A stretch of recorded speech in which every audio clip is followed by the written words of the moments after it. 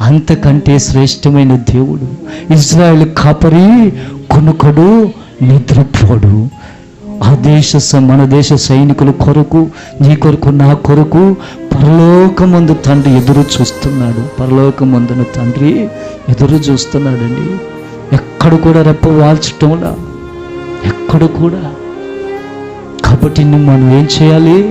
ప్రార్థన చేయాలి. సైనికులకి దేశ భద్రత ఎంత ముఖ్యమో వారి డ్యూటీ నిర్వర్తిస్తున్నారు. బాధ్యత సంఘంలో ఉన్న బిడ్డలు, సంఘ ప్రతి కుటుంబాలు, సంఘ సహవాసంలో ఉన్న బిడ్డలు, పరిచారకులు, సేవకురాళ్ళు ఏం చేయాలి? నిత్యము ప్రార్థన.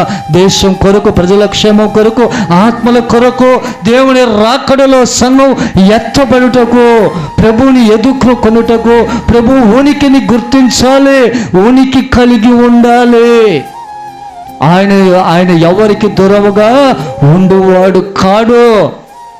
ప్రభు నీకు నాకు దగ్గర వాడు, మన ఆత్మ బంధువు ప్రభువు.